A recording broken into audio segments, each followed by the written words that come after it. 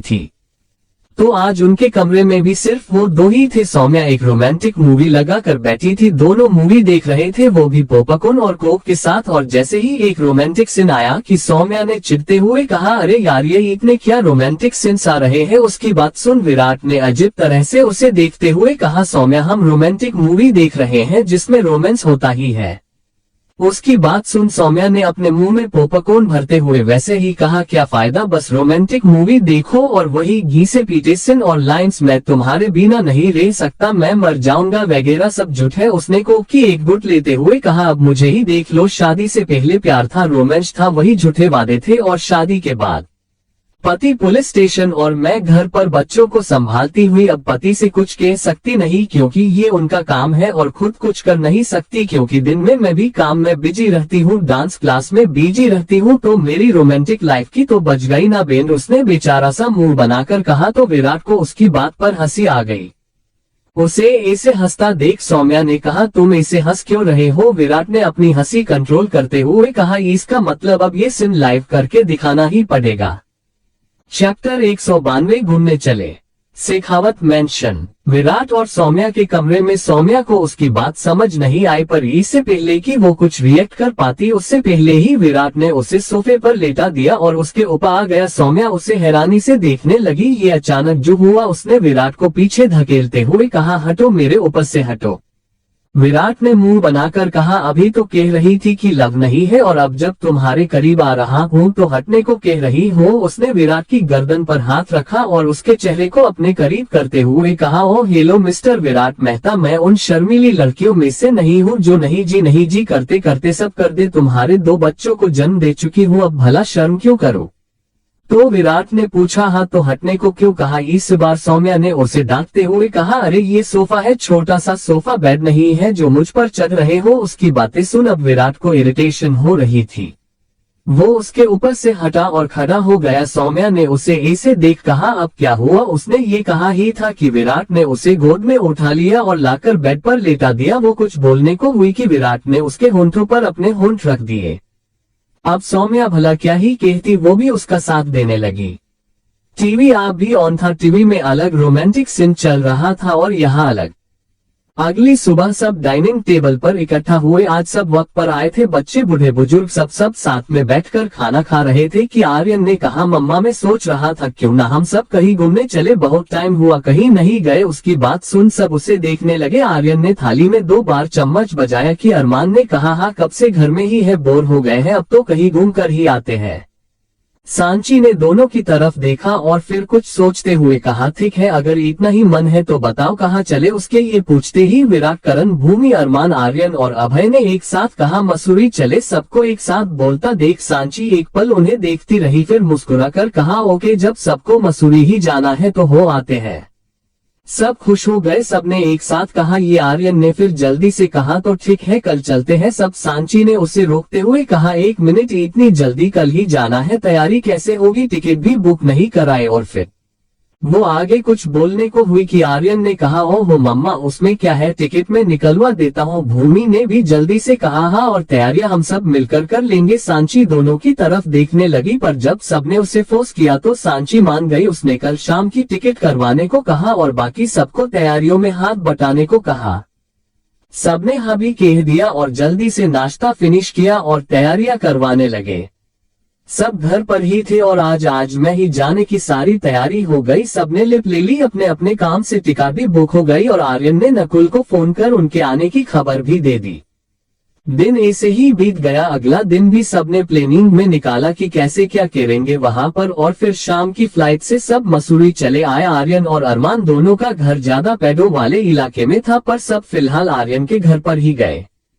आरुमी तो अपने घर वापस आकर बहुत खुश भी, रात हो चुकी थी और सब थक चुके थे, इसलिए सब खाना खाकर अपने अपने कमरे में चले गए सोने पर। अभय, अरमान, आर्यन, करण और विराट यहाँ बोनफायर के पास बैठे थे और बातें कर रहे थे। विराट ने कुछ सोचते हुए और गहरी सोच में कहा, आर्यन हम इतना बड़ा रिस्क लेकर पूरी फैमिली के साथ यहाँ आ तो गए, पर क्या ये प्लेन सक्सेसफुल होगा।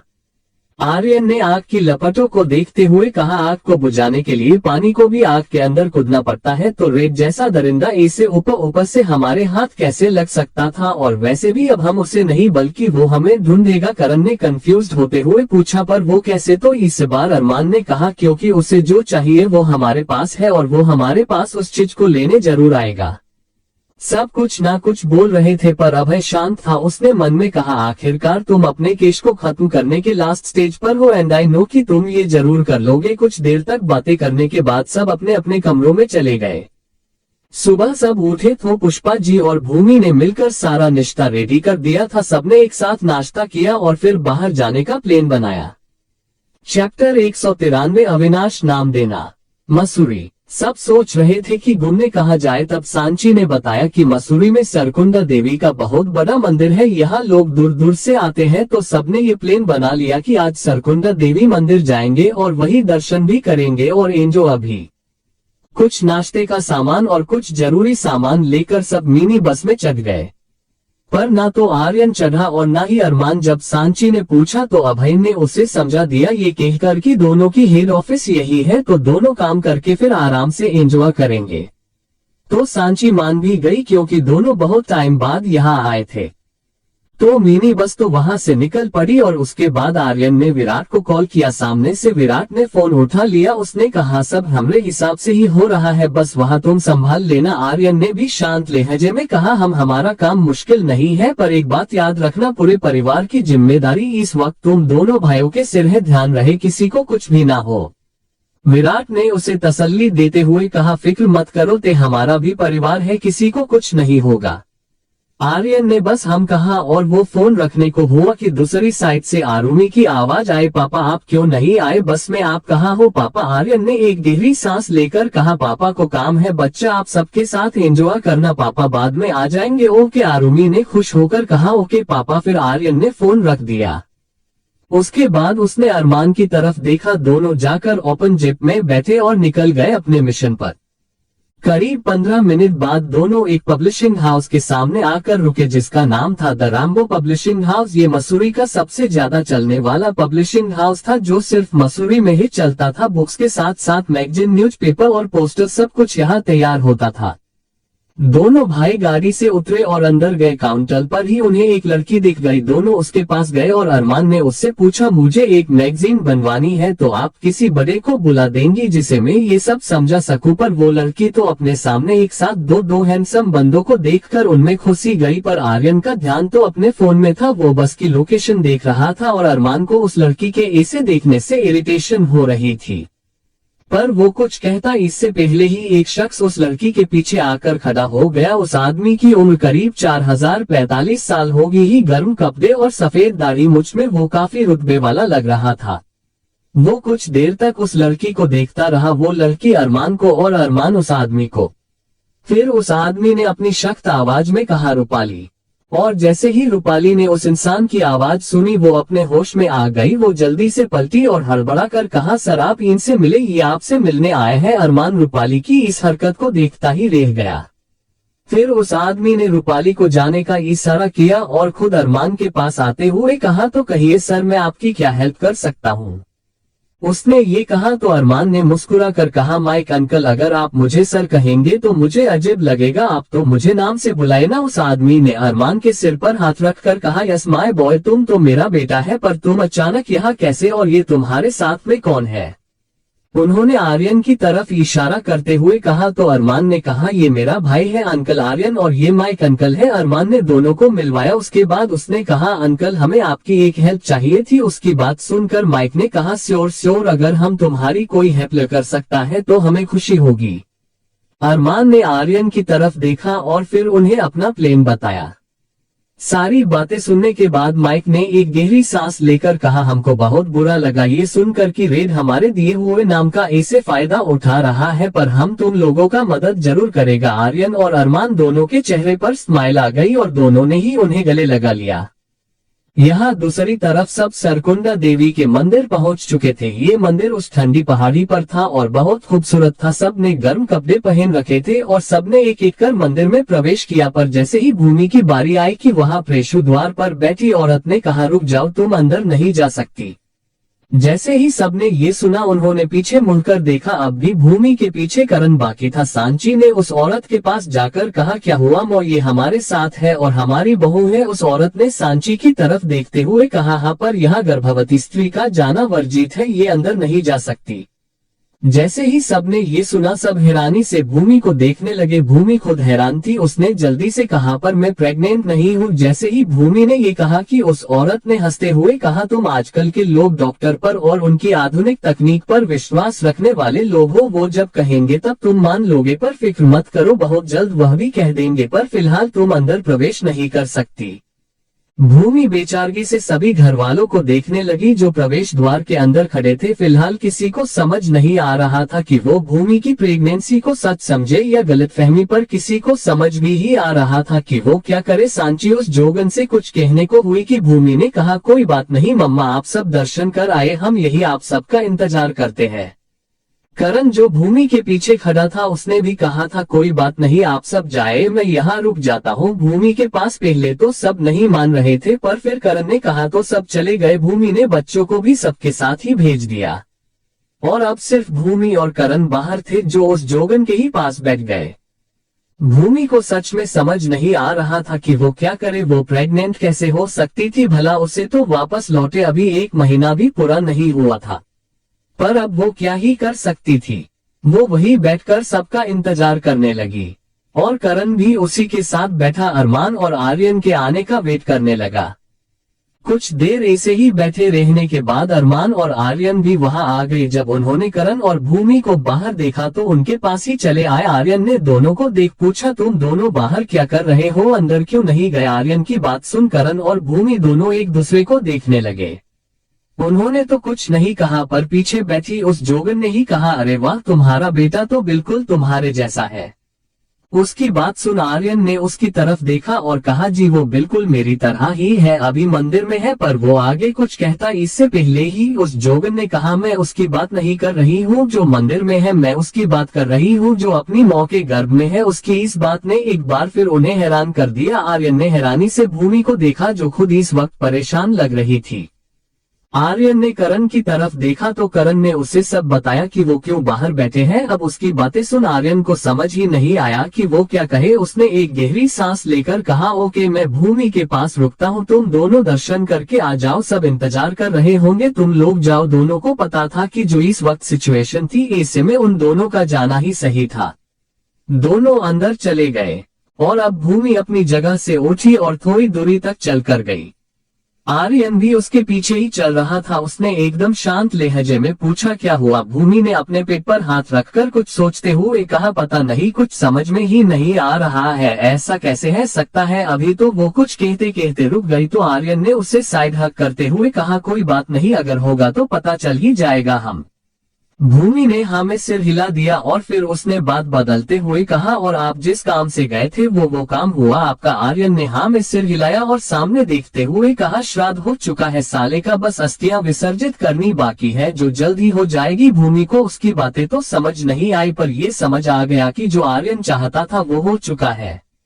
जब से आर्यन को ये पता चला था कि भूमि उसकी सच्चाई जानती है, तब से वो अपनी बातें भूमि से शेयर कर लेता था और इससे 2 बातें अच्छी होती थी। भूमि घर वालों के सामने उसे बचा भी लेती और आर्यन का मन भी हल्का हो जाता। दोनों कुछ देर बातें करते रहे और फिर सब दर्शन करके बाहर आ गए। मंदिर के आसपास काफी घूमने लायक जगह थी तो सब वही चले गए। उस जोगन की बात पर किसी ने ध्यान नहीं दिया, पर जब आर्यन और भूमि वहां से जा रहे थे तो उस जोगन ने फिर से कहा, अपने बच्चे को अविनाश नाम देना जिसका कभी कोई विनाश ना कर सके। ऐसा दोनों को समझ नहीं आ रहा था कि वो उसे क्या कहे। उन्होंने बस हाँ में सिर हिलाया और वहां से चले गए।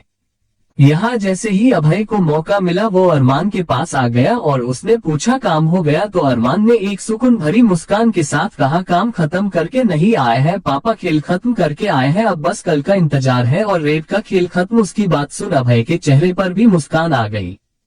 पर ऐसा क्या किया था दोनों ने जो एक ही बाजी में खेल खत्म किया। इतना आसान होगा रेड को हराना, और वो सब प्रेग्नेंट लेडीज को ही क्यों मारता है। और क्या उस जोगन ने कहा वो सब सच था। जानने के लिए पते रहिए, यही तो प्यार है।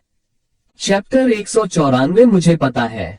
मसूरी। सब लोग ने पूरे दिन मजे किए। शाम को सब घर लौट आए। पुष्पा जी ने सबके लिए खाना रेडी करके रखा था, तो आते ही सब फ्रेश हुए और फिर सबने साथ में बैठकर खाया। थके हुए होने की वजह से सब खाना खाकर तुरंत अपने अपने कमरों में चले गए। अरमान जब अपने कमरे में आया तो फचे सो चुके थे और माही सोने की तैयारी ही कर रही थी। उसने अरमान की तरफ देखा तो उसे अपने पास आने का इशारा किया। माही बेड पर बैठी थी तो अरमान जाकर उसकी गोद में सिर रखकर सो गया। वो किसी गहरी सोच में था और माही उसके बालों में हाथ फेर रही थी। उसने अरमान को इसे देखा तो पूछ बैठी, क्या हुआ अरमान, आप इतने परेशान क्यों लग रहे हो, कुछ हुआ है क्या? अरमान ने ऐसे हुई खोए हुए स्वर में कहा, माही अगर मैं तुमसे कहूँ कि मैं तुमसे पिछले 7 साल से झूठ बोल रहा हूँ तो तुम क्या कहोगी? माही ने एक कंफ्यूज्ड होते हुए पूछा, कौन सा झूठ? तो अरमान ने उसकी गोद से अपना सिर हटा लिया और उठ बैठते हुए कहा, ये कि मैं एक पुलिस ऑफिसर हूँ। 7 साल पहले जब मैंने जॉब से रिजाइन किया था वो सिर्फ मेरे मिशन का एक हिस्सा था। माही ने उसकी बात सुनकर एक गहरी सांस भरी और कहा, मुझ पता है। जैसे अरमान ने चौंकते हुए कहा, क्या, पर कैसे और कब से? माही ने एक बार अन्य बच्चों की तरफ देखा और कहा, जब हमारे बच्चों ने जन्म लिया था तब हम पर हमला किया था और जब आपसे पूछा तो आपने भी कुछ ठीक से बताया नहीं। उस वक्त मुझे आप पर शक हुआ और उसके बाद मैंने बाथरूम में गन देखी। मैं जानती थी कि आप कोई गलत काम ही कर सकते, पर अगर आप गलत काम नहीं कर रहे तो इसका मतलब है कि आप एक अच्छा काम कर रहे हैं। जब मैंने ये सोचा तो मुझे तुरंत समझ में आ गया कि शायद आप ऐसा ही कुछ करते हैं। माही की सारी बातें सुनने के बाद अरमान को समझ ही नहीं आया कि वो या बोले। वो कुछ पल तक माही को देखता रहा और उसके बाद वो वापस उसकी गोद में सिर रखकर लेट गया। उसने सीलिंग को घूरते हुए कहा, मैं आर्यन, करण, विराट और पापा हम सब पुलिस में हैं और कल जो होने वाला है ये तो वो बहुत अच्छा होगा या बहुत बुरा, इसलिए तुम्हें अपनी पूरी सच्चाई बता देना चाहता था। माही ने उसे कुछ ही कहा, वो बस उसके बालों को सहलाती रही और कुछ ही वक्त में अरमान को नींद आ गई। यहाँ दूसरी तरफ आर्यन के कमरे में वो सब कुछ सेट कर रही था। कल्चस में बहुत बड़ा दिन था और वो कोई भी गलती ही होने देना चाहता था। वो लगभग 12 बजे तक सब चेक करता रहा और उसके बाद उसने अपना लैपटॉप बंद किया और उठकर बाथरूम में गया तो देखा भूमि हाथ में किट लिए खड़ी थी। आर्यन ने उसे देखकर कहा, भूमि तुम किसी की भी बात को इतनी जल्दी दिमाग पर क्यों ले लेती हो? उसने कहा, और तुमने मान लिया? भूमि ने किट की तरफ देखते हुए खोए हुए स्वर में कहा, सही कह रही थी। जैसे ही आर्यन ने ये सुना उसने हैरानी से भूमि को देखा जो कहीं और ही खोई हुई थी। उसने भूमि के हाथ से किट ली और देखने लगा, रिजल्ट पॉजिटिव था। मतलब इतनी जल्दी उस जोगन ने सच कहा था। भूमि ने बेचारा सा चेहरा बनाकर उसे देखा और कहा, अब क्या करेंगे? आर्यन ने भी उसे ऐसे ही देखा और किट को साइड में रखते हुए कहा, अविनाश नाश रखेंगे? और क्या वो बाथरूम से बाहर आ गया? भूमि उसे देख हैरान थी। उसने भी उसके पीछे जाते हुए कहा, पर आपने कहा था कि हम तीसरा बच्चा नहीं करेंगे। आर्यन ने बेड की तरफ जाते हुए कहा, हाँ। तो भूमि ने फिर वैसे ही कहा, क्या है? तो आपको पता था ना कि मैं प्रेग्नेंट हो सकती हूँ? आर्यन ने बिना किसी भाव के भूमि को देखा। इसका मतलब साफ था, उसे पता नहीं था कि भूमि ने ऑपरेशन नहीं करवाया है और वो अब भी प्रेग्नेंट हो सकती है। भूमि ने एक गहरी सांस ली। आर्यन ने उसे अपने पास आने का इशारा किया तो भूमि उसके पास जाकर बैठ गई। आर्यन ने दोनों को अच्छे से ब्लैंकेट से कवर कर लिया और उसके चेहरे को प्यार से सहलाते हुए कहा, अगर तुम सच में प्रेग्नेंट हो तो मैं खुश हूँ कि जो भी मैंने अभिमन्यु के वक्त मिस कर दिया वो सारे पल मैं वापस जी सकता हूँ। कोई फिक्र करने वाली बात नहीं है। फिलहाल तुम बस किसी को बताना मत कि तुम प्रेग्नेंट हो, ओके? भूमि ने हाँ में सिर हिलाया और आर्यन को गले लगा कर लेट गई। उसे कुछ ही देर में नींद आ गई। सब रेडी थे पर सबको सुबह की फिक्र सता रही थी। भले ही वही होने वाला था जो उन्होंने सोचा था, पर बाजी पलटते वक्त कहाँ लगता है। सुबह के 4 बजे हक घर के सारे जेंट्स रेडी होकर आ गए। सबके कान मुंह ब्लूटूथ और हाथ में वॉकी टॉकी था।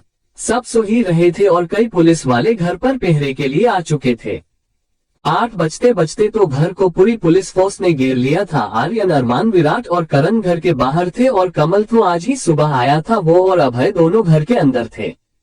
चारों बाहर खड़े कुछ बात कर रहे थे कि इतने में पता ही कहां से फायरिंग शुरू हो गई। आर्यन ने जल्दी से कहा, टेक योर पोजीशन गाइड। सब ने अपनी अपनी जगह ले ली और आमने सामने फायरिंग शुरू हो गई थी। पर 10 मिनट के अंदर अंदर तो आर्यन के सारे आदमी जमीन पर थे। बस वहां की सिचुएशन थोड़ी गंभीर हो गई थी। और कब से जो लोग दिखाई नहीं दे रहे थे वो बामने आए। करीब 30 से ज्यादा लेग पहले सामने आए और फिर उन लोगों ने एक रास्ता बनाया। वहां से एक आदमी चलकर आया जिसने रेड कलर का लोन कोट पहना था और उसका चेहरा ढका हुआ था। वो अरमान और आर्यन के सामने आया और अपने चेहरे से मास्क हटाया, और जैसे ही उसने ये किया कि आर्यन के चेहरे पर एक डेविल स्माइल आ गई। उसने कहा बॉच टेक योर पोजीशन, और जैसे ही उसने ये कहा कि जितने भी लोग जमीन पर पड़े थे सारे खड़े हो गए और उस सब पर बंदूक तान दी। रेड ने हैरानी से उन्हें देखा और इससे पहले कि वो कुछ कहता पीछे से भी कई पुलिस ऑफिसर्स ने आकर उन्हें घेर लिया। आर्यन के हाथ में गन भी। उसने अपनी गन से खेलते हुए कहा ऋषभ ऋषभ ऋषभ, तुझे पता है तू रेड नहीं है, तू रेड है, एक चूहा जो अपने बिल के अंदर बैठकर खुद को शेर समझता है ना। क्रमशः चैप्टर 195 जीत या हार। मसूरी। रेड उम्र 44 साल पर अब भी दिखने में सिर्फ 30 का लगता था। उसकी वो ब्राउन आइज और भूरे बाल, कोई भी बता सकता था कि निहाल उसी का बेटा था। वो आर्यन के सामने खड़ा था, पीछे उसके लोग और उन लोगों के पीछे पुलिस, उनके पीछे और पुलिस। रेड के सामने आर्यन, विराट और करण उससे गुस्से से घूर रहे थे, पर अरमान को जैसे होश ही नहीं था। वो एक टक रेड ऋषभ को देख रहा था। वो जैसे ये एक्सेप्ट ही नहीं कर पा रहा था कि उसका भाई जो कभी उससे इतना प्यार करता था वो आज एक गुनहगार के रूप में उसके सामने खड़ा था। आर्यन ने रेड की तरफ देखते हुए कहा, सो मिस्टर रेड उर्फ ऋषभ, तुम्हारा खेल खत्म हुआ और अब ये रेड ब्लैक इन व्हाइट कपड़ों में जल जाएगा, है ना। रेड उसे गुस्से से घूर रहा था। उसने अपने दांत पीसते हुए कहा, तू जानता नहीं है तूने किससे पंगा लिया है। मुझे बस निहाल चाहिए, मेरा बेटा मुझे दे दे, मैं यहाँ से चला जाऊंगा, वरना तू जानता नहीं है दुनिया को जलाने की हिम्मत रखता हूँ मैं। जैसे ही रेड ने ये कहा कि आर्यन ने अपनी बंदूक उसके मुंह पर दे मारी। रेड के मुंह से खून आने लगा। आर्यन ने गुस्से से उसे घूरते हुए कहा, निहाल चाहिए। निहाल? निहाल के लिए मारा था? भूमि को निहाल के लिए मारने की कोशिश की? मेरे बच्चे को, उन 14 पुलिस ऑफिसर्स की प्रेग्नेंट वाइफ को निहाल के लिए मारा? अपने भाई जो तुझे देवता मानता है उसके बीवी बच्चों को मारने की कोशिश की निहाल के लिए? डूब मरना चाहिए तुझ जैसे इंसान को जो अपने गलत कामों को एक बच्चे के नाम के पीछे छुपाता है। और रही निहाल की बात, तो उस तक तो तेरी परछाई भी नहीं पहुंचेगी, तो दूर की बात है। आर्यन गुस्से से बोला। उसने सबकी तरफ देखकर इशारा किया तो वहां खड़े सारे पुलिस ऑफिसर्स ने रेड के गुंडों को कोई इंजेक्शन दे दिया और दूसरे ही पल सब जमीन पर पुलिस उन सबको ले गई। और अब वहां कुछ पुलिस वाले कमल और फैमिली जेंट्स थे, बस रेड को घेरे खड़े थे और रेड सबको देख रहा था। उसकी नजरें अरमान पर जाकर रुक गई। उसने अरमान की तरफ कदम बढ़ाते हुए कहा, मेरा प्यारा मान, तू तो मुझे समझता है ना, मैं गलत नहीं कर सकता है ना। वो अरमान के पास पहुंच गया और उसके चेहरे को प्यार से छूते हुए कहा, मुझे बस निहाल चाहिए जो मुझे तेरे मरने के बाद ही मिलेगा। अचानक उसके चेहरे के भाव बदल गए और उसने पता नहीं अपने कपड़ों में से एक चाकू निकाला और अरमान के पेट में गोप दिया। आर्यन चिल्लाया। वो सब उसकी तरफ भागे पर रेड घर के अंदर भाग गया। आर्यन ने अरमान को संभाला, वो उसके पास ही बैठा। उसने सबको जाने का इशारा किया क्योंकि रेड का पकड़ा जाना भी जरूरी था। अरमान की आंखें अब बंद हो रही थी। आर्यन ने उसके चेहरे को थपथपाते हुए कहा, अरमान अरमान होश में आ, अगर आज तू नहीं उठा तो ऋषभ निहाल को ले जाएगा और शायद हम उसे कभी ना रोक पाए। अरमान, एक तू ही है जो उसे रोक सकता है, उठ उठ। अरमान। निहाल का नाम सुनते ही अरमान को थोड़ा होश आया।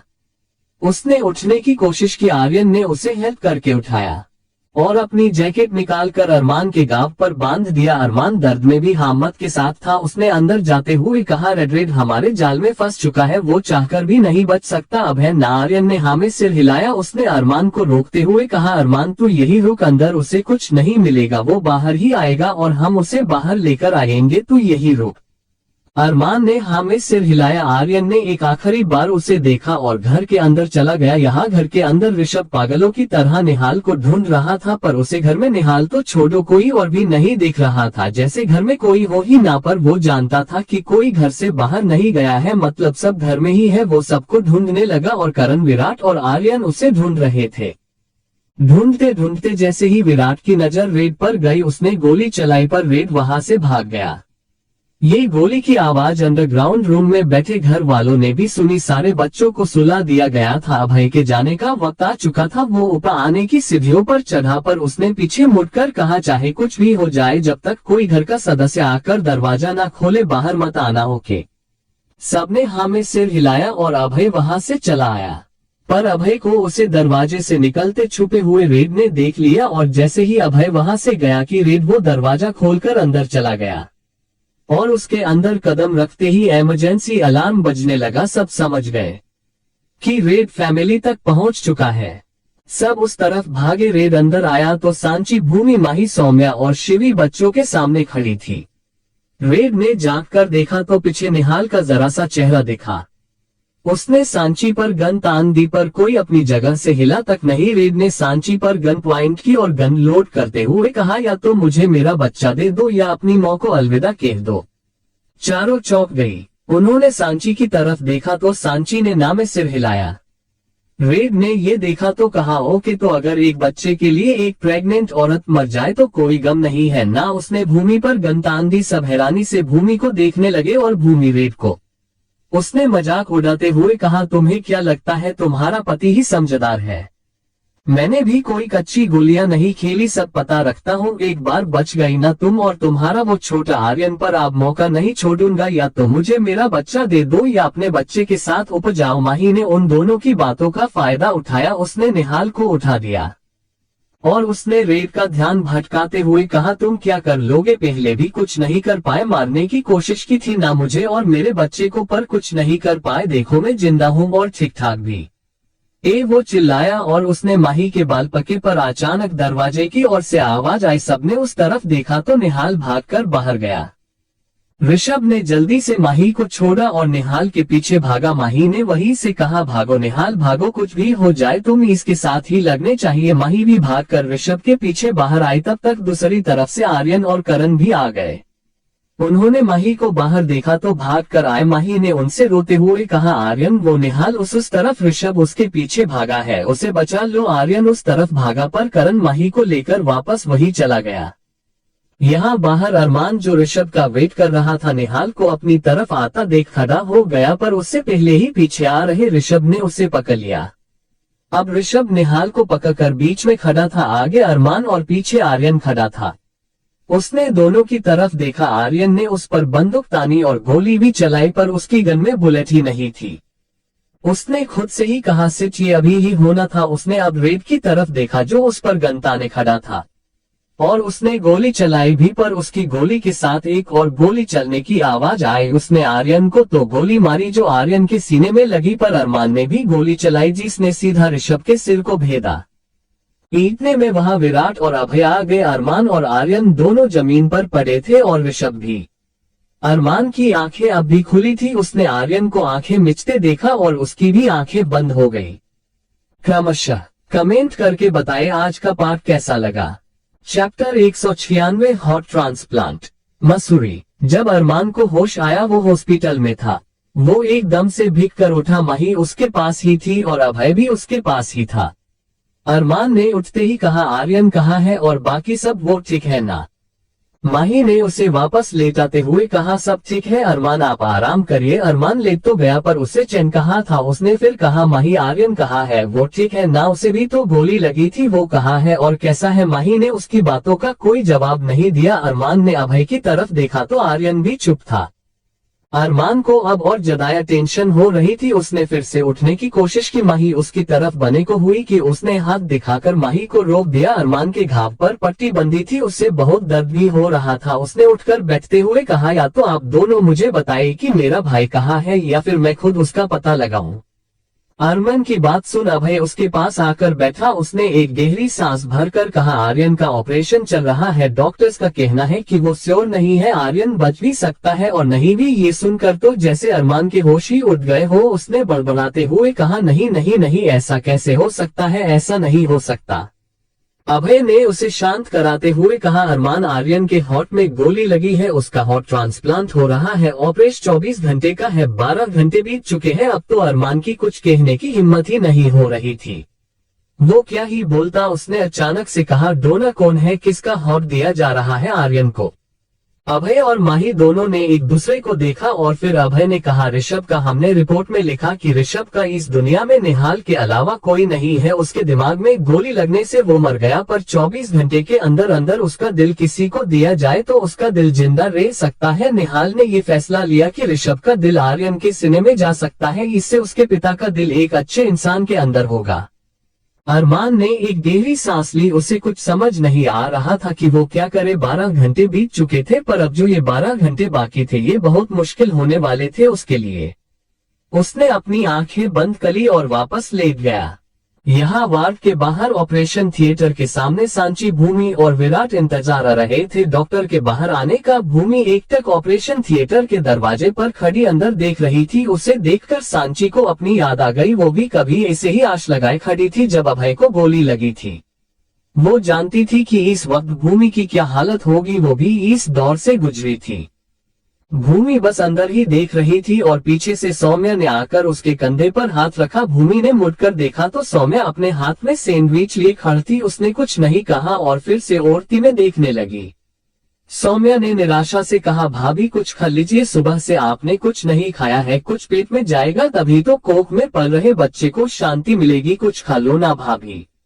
भूमि ने ऐसे ही अंदर देखते हुए कहा, ऐसे कैसे गले से उतरेगा। सौम्या एक बार वो आंखें खोलकर मुझे देख ले, फिर खा लूंगी। सौम्या ने बेचारगी से सांची को देखा। सांची ने उसे पलके चुकाकर सब ठीक होने का इशारा किया। सांची भूमि की तरफ बढ़ी। उसने जबरदस्ती भूमि को बेंच पर बैठाया। भूमि हैरानी से उसे देखने लगी तो सांची ने उसके आगे सैंडविच करते हुए कहा, या तो इसे खा लो और यही रुक जाओ, नहीं तो घर पर जाकर आराम करो। भूमि कुछ कहने को हुई कि सांची ने फिर कहा, कुछ नहीं खाओ, चुपचाप, खुद का नहीं कम से कम अपने बच्चे का तो ख्याल करो। आर्यन ठीक होकर जब उठेगा और उसे पता चलेगा कि तुमने उसके बच्चे का बिल्कुल भी ख्याल नहीं रखा तो वो बहुत खुश होगा ना। भूमि ने अपनी आंखें बंद करी और उसकी बंद आंखों से आंसू बह निकले। उसने सांची को गले लगा लिया और रोने लगी। सांची ने उसे चुप कराते हुए मुश्किल से उसे आधा सैंडविच खिलाया। फिर सौम्या ने उसे बताया कि अरमान को होश आ गया है तो वो उसे भूमि के पास छोड़ अरमान को देखने चली गई। करण और शिवी सारे बच्चों को लेकर घर पर ही थे और उसने सिक्योरिटी में कमल और कुछ पुलिस ऑफिसर्स को लगाया गया था। कमल तो आर्यन के पास जाना चाहता था, पर उसके बच्चों को भी तो सलामत रखना जरूरी था ना। 12 घंटे और बीत गए। अरमान ठीक था, पर वो आर्यन से मिलने की जिद कर रहा था और उसका इस हालत में चलना ठीक नहीं था, इसलिए उसे इंजेक्शन देकर सुला दिया था। और जब आर्यन का ऑपरेशन खत्म हुआ और डॉक्टर बाहर आए तो आर्यन को 72 घंटे अंडर ऑब्जर्वेशन रखने को कहा। उन्हें यकीन था कि आर्यन ठीक है, बस सबको 72 घंटे खत्म होने का इंतजार था। हॉस्पिटल में अब अभय, माही, विराट और भूमि रुके थे। आर्यन ने सांची और सौम्या को घर भेज दिया था। वो तो माही और भूमि को भी भेजना चाहता था, पर दोनों ही नहीं मानी। दोनों ऐसे ही 3 दिन तक हॉस्पिटल में रही। अरमान की हालत में अब सुधार था, पर आर्यन की फिक्र सबको लगी हुई थी। और आखिरकार ये 72 घंटे भी बीत गए। सब आस लगाए बैठे थे कि आर्यन को अब होश आए तब होश आए, पर इस बीच अरमान की तबीयत खराब हो गई। तो अब आर्यन के पास सिर्फ भूमि और विराट थे, बाकी सब अरमान के पास थे। आर्यन आईसीयू में था और भूमि को बाहर से ही कुछ हलचल दिखी। उसने तुरंत डॉक्टर को बुलाया। डॉक्टर ने जाकर आर्यन को चेक किया तो उसकी पल्स नॉर्मल चल रही थी और हार्ट बीट भी।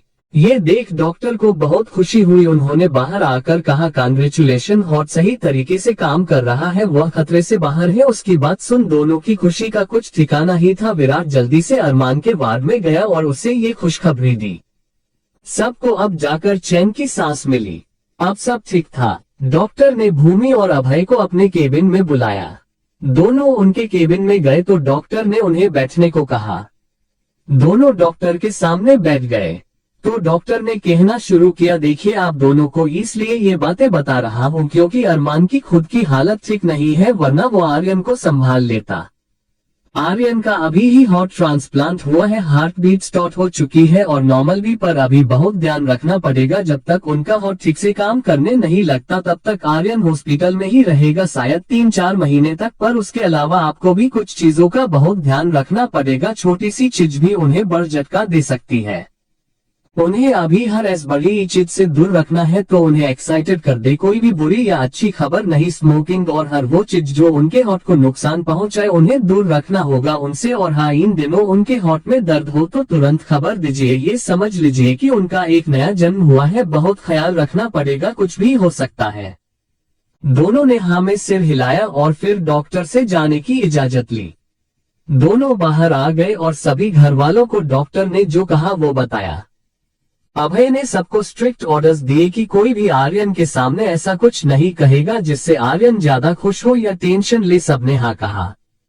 कुछ दिन ऐसे ही बीते। आर्यन पिछले 10 दिन से होश में नहीं आया था। डॉक्टर का कहना था कि अभी वो जितना बेहोश रहेगा उसके लिए इतना ही अच्छा होगा, और उनके मुताबिक आज आर्यन को होश आ जाएगा। और इस बीच दो बातें ये अच्छी हुई, एक ये कि अरमान ठीक हो गया और दूसरा आरव, कांची, हर्षद और दिया भी मसूरी चले आए थे। चैप्टर 197 कांची का मुंबई आना। मसूरी। आर्यन को धीरे धीरे होश आ रहा था। उसने धीरे धीरे अपनी आंखें खोली तो अभय और सांची को अपने पास पाया। वो शायद कुछ बोल नहीं पा रहा था, उसके मुंह पर ऑक्सीजन मास्क लगाया हुआ था। उसने पूरे रूम में अपनी नजरें घुमाई जैसे वो किसी को ढूंढ रहा हो। उसने सांची की तरफ देखा। वो दोनों ही समझ गए कि आर्यन किसे ढूंढ रहा था। सांची ने उसके सिर पर हाथ फेरते हुए कहा, फिक्र मत करो अरमान, और घर के सारे लोग ठीक हैं, बस तुम जल्दी से ठीक हो जाओ। उसकी बात सुन आर्यन ने पलकें झपकाई। सांची ने झुककर उसका सिर चूम लिया। आर्यन ने अपनी आंखें खोलकर अभय की तरफ देखा तो अभय ने भी उसके सिर पर हाथ फेरते हुए कहा, मेरा बहादुर बेटा। आर्यन हल्का सा मुस्कुराया और इतने में दरवाजा खुलने की आवाज आई। वो अरमान और माही थे। उनके आते ही अभय और सांची खड़े हो गए और बाद में मिलने का बोल बाहर चले गए। अरमान और माही आकर आर्यन के पास बैठे। आर्यन अरमान को भी देख रहा था। अरमान ने प्यार से उसके बालों में हाथ फेरते हुए कहा, कैसा है अब?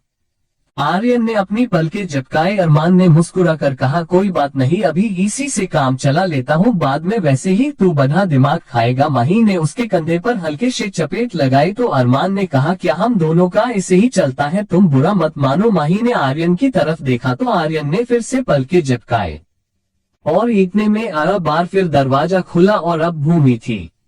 उसे देखकर अरमान और माही खड़े हो गए और कुछ देर में आने का बोल वहां से चले गए। भूमि आर्यन के पास आए और एकटक उसे देखने लगी। उसकी आंखें आंसुओं से भरी हुई थी पर वो आंसू बह नहीं रहे थे और आर्यन की नजर उसके पेट पर भी। वो एकटक उसकी टमी को देख रहा था। भूमि ने ये देखा तो इसके हाथ को धीरे से अपने पेट पर रखा। आर्यन ने उसके चेहरे की तरफ देखा तो भूमि ने हाँ में सिर हिलाया। आर्यन ने उसे बैठने का इशारा किया। भूमि उसके हाथ को अपने हाथ में लिए उसके पास ही बैठे गई। आर्यन अभी अपनी बॉडी को मूव नहीं कर पा रहा था पर वो ठीक था। उसने 2 बार पलके झपकाए। भूमि ने अपने आंसू पोंछे और मुस्कुरा कर कहने लगी, आपको पता है आरुमि और अभिमन्यु कब से आपसे मिलना चाहते हैं। पर वो चुप हो गई तो आर्यन ने हल्का सा हिलने की कोशिश की। उसने आर्यन की तरफ देखा। वो कुछ कहने को हुई कि फिर से दरवाजा खुलने की आवाज आए और इस बार दोनों बच्चे अंदर आए। आर्यन के चेहरे पर एक मुस्कान फैल गई। उसने दोनों बच्चों को प्यार से देखा और अपनी पलकें झपकाई। दोनों बच्चे उसके पास आए और उसे छूने को हुए कि भूमि ने उन्हें रोक लिया। दोनों अच्छे बच्चों की तरह आर्यन के बेड के पास खड़े हो गए। आर्यन की आंखों के कोनों से आंसू बह रहे थे पर वो कुछ कह नहीं पा रहा था। कुछ देर भूमि और बच्चे उसके पास रहे, फिर भूमि ने बच्चों को वापस भेज दिया। वक्त ऐसे ही बीतता जा रहा था और 3 महीनों का वक्त भी ऐसे ही बीत गया। आर्यन को आज ही घर शिफ्ट कर दिया था। अब भी उसमें वीकनेस थी पर फिलहाल वह ठीक ही था। धीरे धीरे वक्त बीत रहा था। आर्यन ठीक हो रहा था पर कुछ राज थे जो अब भी नहीं खुले थे। किसी को नहीं पता था कि ऋषभ प्रेग्नेंट लेडीज को क्यों मिलता था, वो जिंदा कैसे था और अरमान से क्या सदला ले रहा था, और इन सब के जवाब थे आर्यन के पास। पर उससे भी एक बात छुपाई गई, वो ये कि उसे हॉट देने वाला ऋषभ है।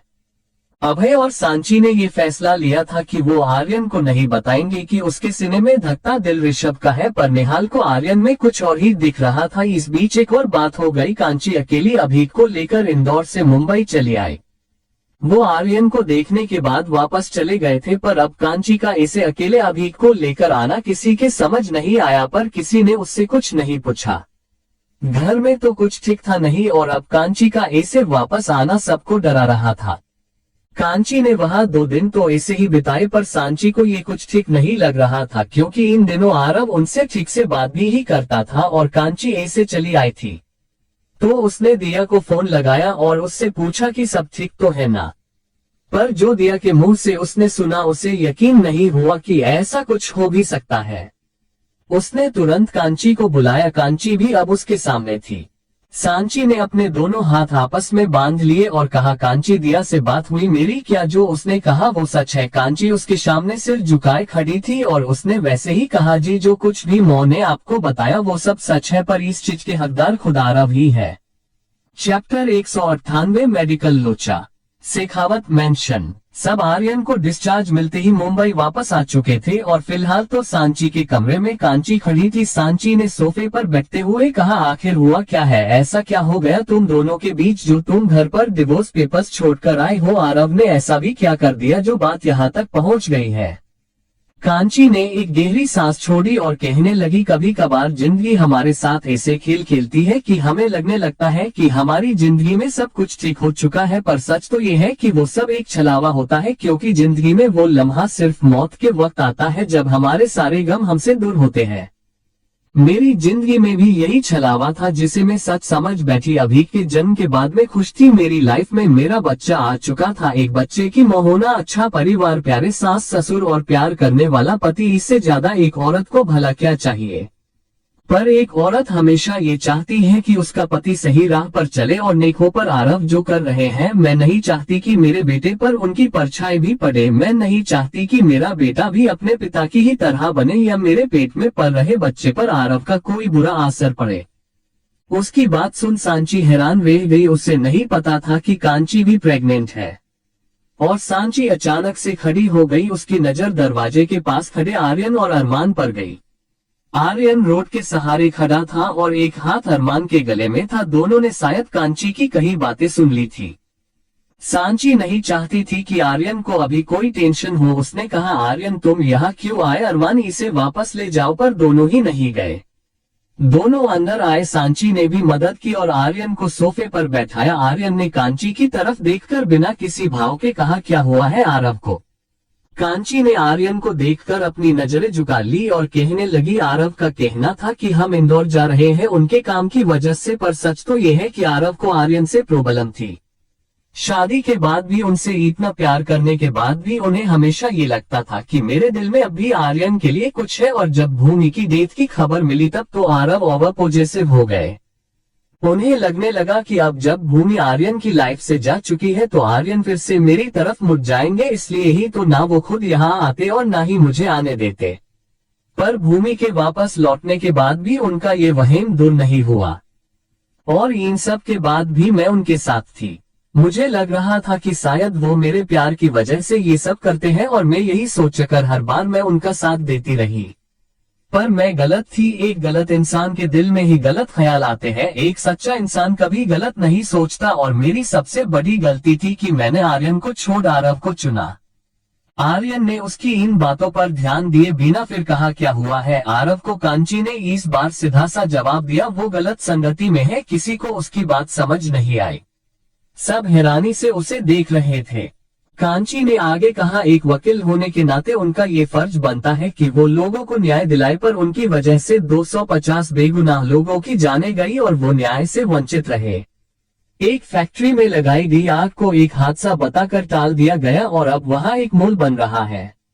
जो लोग मरे उनकी मां, बहन और बीवी रोकर गुहार लगाती रही, पर वो बस रो रो कर मर गई। आरव ने केस हारने के लिए पैसे ले लिए और बात को दबाए रखने के भी। अब आप सभी बताइए, इतने सारे लोगों की बद्दुआएं लेकर मैं अपने बच्चों की सलामती की दुआ कैसे मांगती? मैंने उनसे सब सही करने को भी कहा तो उन्होंने मुझे ये कहकर चुप करा दिया कि मुझे अब उनके साथ नहीं रहना है। अब मेरा दिल फिर से आर्यन के लिए धड़कने लगा है। अब आप ही बताइए, मैं कैसे रह सकती हूँ ऐसे इंसान के साथ जो अपनी बीवी पर शक करता है, उस पर गलत इल्जाम लगाता है, जिसके ऊपर इतने लोगों के मरने का पाप हो। सब एक दूसरे को देखने लगे, पर आर्यन और अरमान के चेहरे पर गुस्सा था। आर्यन ने रोड के सहारे खड़े होते हुए कहा, आरव को बुलाओ। अरमान ने हाँ में सिर हिलाया और दोनों बाहर चले गए। उनके जाने के बाद सांची ने कांची के सिर पर हाथ फेरते हुए कहा, सब ठीक हो जाएगा, तुम जरा आराम करो। कांची ने हाँ में सिर हिलाया और वो बाहर चली आई। वो अपने कमरे में ही जा रही थी कि किसी से टकराए और दोनों ही नीचे गिरी। दोनों के मुंह से चिक निकल गई और दोनों के ही हाथ अपने अपने पेट पर थे। कांची ने सामने देखा तो ये भूमि थी। उन दोनों की आवाज सुन अरमान और आर्यन, जो ज्यादा दूर नहीं गए थे, वो भी वहां आए। आर्यन ने भूमि को इसे जमीन पर देखकर चौंकते हुए कहा, भूमि तुम गिरी कैसे? अरमान ने दोनों को हाथ देकर उठाया। आर्यन ने भूमि को छुकर देखते हुए कहा, तुम्हें कहीं चोट तो नहीं आई ना? तुम ठीक हो? भूमि ने हाँ में सिर हिलाया तो आर्यन ने कांची की तरफ देखकर पूछा, तुम ठीक होना लगी तो नहीं? कांची ने भी ना में सिर हिलाया। अरमान ने उसे देखकर कहा, कांची तुम जाकर थोड़ी देर आराम कर लो। कांची ने हाँ में सिर हिलाया और वहां से चली गई। पर उसने पीछे मुड़कर देखा आर्यन का। भूमि की ऐसे फिक्र करना देख उसे आरव की याद आ रही थी, पर वो फिलहाल कुछ नहीं कर सकती थी। अब भूमि और अरमान मिलकर आर्यन को कमरे में ले गए। अब आर्यन को खुद से ज्यादा भूमि की फिक्र थी। उसकी प्रेगनेंसी को 3 महीने हो चुके थे और चौथा भी अधूरा था। वो अभिमन्यु के वक्त उसके साथ नहीं था, पर अब वो उसका पूरा ख्याल रखना चाहता था। वो अरमान और भूमि तो कमरे में ही थे और फिर विराट और सौम्या भी वही आ गए। सांझ को लेकर माही तो बच्चों को सुलाने गई थी और करण और शिवी को शानवी के साथ वेकेशन पर भेज दिया था। कियान यही था। वो क्या है ना कि ये जो कुछ भी हुआ उनमें सबसे ज्यादा करण और शिवी ही परेशान हुए थे। बच्चों को संभालना, घर को संभालना, सबका ख्याल रखना। तो जैसे ही घर का माहौल कुछ ठीक हुआ तो दोनों को वेकेशन पर भेज दिया। अब सांची ने हॉस्पिटल जाना छोड़ दिया था तो वो बच्चों के साथ खेल रही थी। इस वक्त आर्यन के कमरे में आर्यन, भूमि, अरमान, विराट और सौम्या सब बैठे बातें कर रहे थे। अरमान और आर्यन ने उन्हें आरव के बारे में बताया तो सौम्या ने झुंझलाकर कहा, यार ये आरव भाई को अचानक क्या हो गया? ये करना जरूरी था क्या? हम में से कोई भी ऐसा नहीं है तो फिर वो इसे क्यों? उसकी बात सुन आर्यन ने हंसते हुए कहा, ये तो मेडिकल लोचा है। हमेशा घर में एक को तो नालायक होना ही होता है। पापा के घर में नानू अधिराज थे, ये अरमान के घर में इसका प्यारा भाई ऋषभ उर्फ वेद था और हमारे घर में रह गया था। सो आरव ने जन्म ले लिया। उसकी बात सुन सब हंसने लगे, पर फिर अरमान ने चुप होकर कहा, मतलब मैटर सीरियस है और तुझे मजाक सूझ रहा है? उसकी बात सुन आर्यन ने ना में सिर हिलाते हुए कहा, नहीं, मैटर का हल पता है इसलिए मजाक सूझ रहा है। अरमान उसे हैरानी से देखने लगा तो आर्यन ने उसे आंखों से कुछ समझाया और अरमान को सब समझ भी आ गया। उसने कुछ सोचते हुए कहा, ओ तो अब ये करना पड़ेगा। आर्यन ने बस हम कहा। उन दोनों भाइयों की बातें तो किसी के पल्ले नहीं पड़ी, पर सौम्या ने एक्साइटेड होकर कहा, भाई आप वो सब छोड़ो और ये बताओ कि ये रेप का आप लोगों ने क्या किया? मतलब कैसे किया? मुझे उसके बारे में जानना है। सौम्या की बात सुन दोनों भाइयों ने एक दूसरे को देखा। आर्यन ने एक गहरी सांस लेकर कहा, वो तो मैं नेक्स्ट चैप्टर में पक्का बता दूंगा। पहले तुम लोग ये बताओ कि मुझे हॉट किसने डोनेट किया? मतलब कौन था वो इंसान? उसका सवाल सुन सब एक दूसरे को देखने लगे तो आर्यन ने कहा, क्या हुआ? नाम बताने जैसा नहीं है। उस बात सुन अरमान ने जाकर उसके कंधे पर हाथ रखकर कहा, अभी बताया तो हार्ट अटैक के चांस ज्यादा है, फिर कभी जान लेना। उसकी बातें सुन सब हंसने लगे और आर्यन का मुंह बन गया तो अरमान ने फिर कहा, ओके तू ये सब छोड़ और सारे सीक्रेट खत्म कर। इतने दिनों से तू बीमार था तो नहीं पूछा, पर अब तू बता सकता है। तूने लिया था ना रेड की इंफॉर्मेशन निकालने का काम, तो अब बता रेड 12 साल पहले बचा कैसे? वो था कहाँ और ये सब क्यों किया उसने? आर्यन ने उन सब की तरफ देखा और कहने लगा, रेड उस एक्सीडेंट में बच गया था जो हमने करवाया था। पर चैप्टर 199 30,000 करोड़ की प्रॉपर्टी, शेखावत मेंशन। आर्यन ने कहना शुरू किया, रेड उस एक्सीडेंट से बच गया था जो हमने करवाया था। मतलब कि चलो शुरू से बताता हूँ। और फिर उसने कहना शुरू किया, ऋषभ शेखावत मौ के जाने के बाद बाप के पास है पला बड़ा। फिर बाप ने एक बच्चे को गोद लिया, अरमान शेखावत। अरमान के उनके घर में आने के बाद वो लोग 2 से 3 हो गए और परिवार में प्यार और बढ़ गया। कुछ सालों बाद ऋषभ पढ़ाई के लिए मुंबई आया और यहाँ वो लग गया अंडरवर्ल्ड के हाथों में। और उन्हीं का साथ देते देते उसने एक इवेंट मैनेजमेंट कंपनी तैयार की, RR कंपनीज। वो सिर्फ नाम के लिए इवेंट कंपनी थी, वहाँ हर तरह का गलत काम होता था। ड्रग्स सप्लाई, लड़कियों को बेचना, मर्डर करना, सब कुछ होता था यहाँ पर। इन सबसे परे एक अच्छी बात ये हुई कि ऋषभ को अपनी कॉलेज फ्रेंड ऋषिता से प्यार हो गया। दोनों ने शादी भी कर ली। ऋषभ ऋषिता पर इन गलत कामों की परछाई भी नहीं पने देना चाहता था, इसलिए वो उसे ज्यादातर मसूरी में ही रखता था। उसके गलत कामों की खबर एनसीबी और पुलिस को लग चुकी थी। उन्होंने ऋषभ को आगाह भी किया, पर ऋषभ उनके खिलाफ एक बड़ा वजूद बनकर खड़ा होना चाहता था। पुलिस ऋषभ का मामला आसानी से खत्म कर सकती थी, पर ऋषभ की इतनी भी उम्र नहीं थी, तो सोचा वो सुधर जाएगा, और यही सोचकर पुलिस ने इन सब के बारे में व्योम शेखावत को बताया। व्योम एक बहुत अच्छे इंसान थे, उन्होंने साफ साफ कह दिया कि अगर उनका बेटा गलत है तो पुलिस उसके साथ कुछ भी करे, उन्हें फर्क नहीं पड़ता, पर उसका असर उनके दूसरे बेटे पर नहीं पड़ना चाहिए। और उन्हीं के कहने पर हमने ऋषभ की मौत को ऐसे हादसे की तरह प्रिटेंड किया, पर ऋषभ मरा नहीं था, वो जिंदा था। पता नहीं कैसे वो बच गया, और 2-3 दिन बाद जब घर पहुंचा तो उसकी और उसकी बीवी का श्राद्ध हो रहा था। ऋषिता उसके मरने की खबर बर्दाश्त नहीं कर पाए, और मरने के वक्त वो 2 मंथ प्रेग्नेंट थी, जो बात सिर्फ ऋषभ को पता थी। ऋषभ ने वही पुलिस को व्योम से बात करते भी सुन लिया, और ये जानने के बाद कि उसका खुद का परिवार इन सब में मिला हुआ था, वो वहां से वापस चला गया, और पता नहीं कहां रहकर उसने अपनी एक नई गैंग बनाई। उसके केस में जितने भी पुलिस वाले इन्वॉल्व थे, उसने उन सब की बीवियों को प्रेगनेंसी की हालत में इसलिए मारा क्योंकि कहीं ना कहीं वो ऋषिता की मौत का जिम्मेदार भी हमें ही मानता था। उसके बाद उसे पता चला कि उसका बच्चा यानी निहाल अरमान के पास है, और उसे ही पापा बुलाता है, तो उसे और गुस्सा आने लगा, और उसने अरमान को अपना दुश्मन मान लिया, जिसकी भी बहुत सी वजह है। जैसे कि उसे लग रहा था कि व्योम के साथ साथ अरमान भी पुसल से मिला हुआ था। उसकी आधी प्रॉपर्टी निहाल के और आधी अरमान के नाम थी। निहाल अरमान को चाचू नहीं पापा बुलाता था, और सबसे बड़ी बात उसे पता था कि अरमान मेरा भाई है, उसे अपनी प्रॉपर्टी वापस चाहिए थी, इसलिए वो निहाल को अरमान से दूर कर रहा था। पर वो जानता था कि निहाल को ले जाने के बाद भी उसे सिर्फ आधी ही प्रॉपर्टी मिलेगी, इसलिए वो निहाल को भटका रहा था ताकि निहाल तुमसे अपनी प्रॉपर्टी मांग ले। वो रेड बन के इसलिए आया क्योंकि अगर वो ऋषभ बन के आता तो पुलिस उसे वापस जेल ले जाती, और वो निहाल को अपनी तरफ कभी नहीं कर पाता।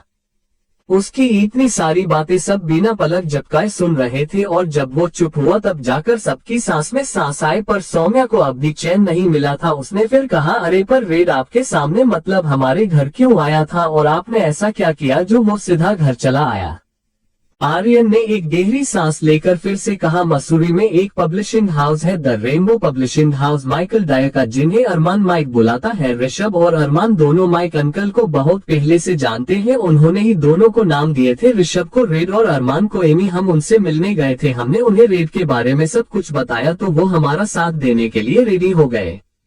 फिर हमने एक प्लेन बनाया, हमने अखबार में ये न्यूज छपवाई कि ऋषभ शेखावत की 12वीं बरसी पर उसकी सारी प्रॉपर्टी, जिसका केयरटेकर अभी अरमान है, वो ऋषभ की आत्मा की शांति के लिए ऑर्फनेज में डोनेट कर देंगे, और इसी काम के लिए हम मसूरी आए हैं। अब ऋषभ जो प्रॉपर्टी छोड़कर गया था वो थी 3000 करोड़ की, जो अब है 30,000 करोड़। इतनी बड़ी प्रॉपर्टी को ऋषभ अपने हाथ से कैसे जाने दे सकता था? तो वो निहाल और अपनी प्रॉपर्टी को लेने आ गया हमारे घर, और फंस गया हमारे जाल में। आर्यन ने अब बातें खत्म की, और अब उसे शायद नींद आ रही थी, पर सौम्या तो आज किसी को छोड़ने के मूड में नहीं थी। वो फिर से कुछ कहने को हुई कि इस बार भूमि ने कहा, सौम्या बाकी बातें बाद में करेंगे, आर्यन को थोड़ी देर सोने देते हैं। अब सौम्या ने आर्यन के चेहरे को देखा तो वो थका हुआ लग रहा था। उसने उठते हुए कहा, ओके तो मैं अभी तो जा रही हूँ, पर अरमान भाई आपको मुझे बाद में बताना पड़ेगा कि आपने रेड को कैसे पहचाना। अरमान ने हाँ में सिर हिलाया, और वो भी उठकर अपने कमरे में चला गया, और विराट और सौम्या भी। अब कमरे में आर्यन और भूमि ही थे। भूमि ने आर्यन को अच्छे से ब्लैंकेट ओढ़ा दिया, और आर्यन को कुछ ही देर में नींद आ गई। यहाँ अरमान अपने कमरे में आया तो माही बच्चों को सुला चुकी थी, वो शायद नहाकर आई थी, बाल गीले थे, और जगह जगह से कपड़ भी। वो आईने में सामने खड़ी होकर बिंदी लगा रही थी। अरमान ने जाकर उसे पीछे से गले लगा लिया। माही के चेहरे पर भी एक मुस्कान आ गई। उसने अरमान के बालों में हाथ फेरते हुए कहा, क्या हुआ, आज बड़ा प्यार आ रहा है मुझ पर? अरमान ने हाँ में सिर हिलाया, और उसके बालों को एक साइड करके उसकी गर्दन पर किस करने लगा। माही ने मदहोशी में आंखें बंद कर ली। आज भी उसके लिए अरमान की एक छुअन ही काफी थी दिल धकाने के लिए। Chapter 200 the royal still, Shekhawat mansion. Armaan ने माही को अपनी ओर पलटते हुए कहा, अच्छा एक बात बताओ। माही ने हाँ में सिर हिलाया तो अरमान ने कहा, अगर मुझे अपने मिशन के हिसाब से कुछ ऐसा करना पड़े जो हम दोनों में दूरी ला सकता है, तो तुम क्या करोगी? माही ने उसके चेहरे को प्यार से देखा और उसे गले लगाते हुए कहा, दूरियां आ जाएंगी तो हम उन्हें मिटा देंगे, पर कभी मुझे धोखा मत देना, मैं मर जाऊंगी। अरमान ने उसे और कसके गले गला लिया। यहाँ दूसरी तरफ आर्यन सो चुका था और भूमि उसे ही सोते हुए देख रही थी। उसका हाथ अपने पेट पर था और वो अपने बच्चे को महसूस कर रही थी। वो इमेजिन कर रही थी कि उसके पेट में पल रहा बच्चा एकदम आर्यन जैसा होगा। अचानक ही उसे कुछ याद आया। उसने अपने पेट को दोनों हाथों से कवर करते हुए कहा अविनाश, और उसे कुछ महसूस हुआ। उसके चेहरे पर स्माइल आ गई। अगली सुबह आरव सुबह सुबह ही मुंबई आ चुका था, पर ये बात आर्यन को नहीं बताई थी। आरव अरमान से मिला और अरमान उसको लेकर आर्यन के कमरे में आया। आर्यन अपने कमरे में रेडी होकर सोफे पर बैठा था। आरव ने आकर उसे गले लगाया और उसके पास बैठते हुए कहा क्या हुआ आर्यन, अब कैसी हालत है तेरी? आर्यन ने मुस्कुराते हुए कहा आप आए बाहर आए। आरव मुस्कुराया या तो आर्यन ने फिर कहा क्या हुआ आरव, हमारी दोस्ती में कोई कसर छोड़ दी है क्या जो तू मिलने भी नहीं आया? उसकी बात सुन आरव ने उसे मनाने के इरादे से कहा नहीं यार मैं आया था पर तू होश में ही नहीं था। तो आर्यन ने उसकी बात को बीच में ही काटते हुए कहा पर मुझे होश में आए 4 महीने हो गए हैं आरव। अब आरव के पास कहने के लिए कुछ था ही नहीं तो आर्यन ने फिर उसे टोंट मारा। आरव मुझे तो लगा था कि तू दुखी देखने को मिलेगा कि तेरी बीवी तेरे बच्चे के साथ प्रेगनेंसी की हालत में तुझे डिवोर्स पेपर्स देकर यहाँ आए है, पर तू तो खुश है। जैसे ही आरव ने ये सुना उसे हैरानी हुई। उसने चौंकते हुए कहा कांची प्रेग्नेंट है? उसने बताया क्यों नहीं मैं वो कुछ बोलने को हुई कि आर्यन ने कहा तूने जो उसके साथ किया है उस बाद भी तुझे लगता है कि वो तुझे बताएगी कि वो प्रेग्नेंट है? आरव ने जैसे ही ये सुना उसने कंफ्यूज्ड होते हुए कहा मतलब? उसके ऐसे असमंजस वाले भाव देखकर अरमान और आर्यन भी हैरान थे। अरमान ने उसके कंधे पर हाथ रखते हुए कहा आरव तुझे सच में नहीं पता है कि क्या हुआ है? आरव ने नामे सिर हिलाया तो अरमान और आर्यन दोनों एक दूसरे को देखने लगे। फिर अरमान ने उसे सब बताया, तब जाकर आरव को कुछ समझ आया। उसने अपना सिर पकड़ लिया। उसे सच में समझ नहीं आ रहा था कि ये सब क्यों हो रहा है, पर वो जानता भी था कि उसे ये सब करना पड़ रहा है। आर्यन ने एक गहरी सांस लेकर कहा आरव अगर तुझे अब भी ये शक है कि मेरे और कांची के बीच में कुछ है तो मैं तुझे बता दूं कि मैं 2 बच्चों का बाप हूँ और भूमि अभी प्रेग्नेंट है। आरव ने अपना सिर पकड़ कर कहा नहीं नहीं नहीं आर्यन, मैं ये नहीं सोच सकता। अगर यही बात होती तो तू हम दोनों की शादी को ही मंजूरी नहीं देता, पर ये सच है कि तू सिर्फ भूमि से प्यार करता है। पर मैं जिन मुश्किलों में उलझा हुआ हूँ उनमें होते हुए मुझे ये करना पड़ रहा है। तुझ पर और कांची पर इल्जाम लगाना, उन 250 लोगों की बलि चढ़ जाने देना, सब मेरी मजबूरी है। आर्यन मैं तेरा भाई कम दोस्त ज्यादा हूँ और मैं तुझसे भी ज्यादा जानता हूँ तुझे। मुझे पता है कि तेरे दिल में ऐसा कुछ भी नहीं है, पर मुझे ये करना पड़ेगा वरना मैं शायद कांची को पूरी तरह से खो दूंगा। आर्यन ने उसे देखा। हाँ, उसका चेहरा देखकर साफ पता चल रहा था कि वो सच बोल रहा था। आर्यन ने एक गहरी सांस लेकर कहा अगर सच में सच ये नहीं है तो तू बता कि सच क्या है? ऐसा क्या हो गया है जो तूने अपनी खुद की बीवी पर इतने घटिया इल्जाम लगाए? आरव ने सिर झुका लिया और कहना शुरू किया एक स्टील फैक्ट्री में आग कैसे लग सकती है भला? पर वो आग लगी इंदौर की steel factory the royal steel में आग लगी, 250 कर्मचारी मारे गए। ये मामला जब सामने आया तो मैंने सोच लिया कि मैं उन सबको इंसाफ दिलवाऊंगा और मैंने इसके लिए सारी प्रिपरेशन कर रखी थी। फर्स्ट हियरिंग पर ही फैसला हो गया था, गुनहगार को सजा मिलेगी। 1 हफ्ते बाद दूसरी हियरिंग थी। सब कुछ सही जा रहा था, पर कभी कभार कुछ सोचना भी गलत होता है। दूसरी हियरिंग के पहले एक बॉक्स कोई मेरे घर के आगे छोड़ गया। मुझे पता था कि जब केस चलते हैं तो एक वकील के साथ ये होता ही है, पर जब मैंने उस बॉक्स को खोलकर देखा तो मेरी जैसे दुनिया ही पलट गई। मुझे ना चाहते हुए भी उस बात को सच मानना पड़ेगा कि उसी की वजह से ये सब हुआ है। प्रेजेंटेड बाय माहीवर्स स्टूडियोज, जहां हर आवाज एक नई कहानी बन जाती है।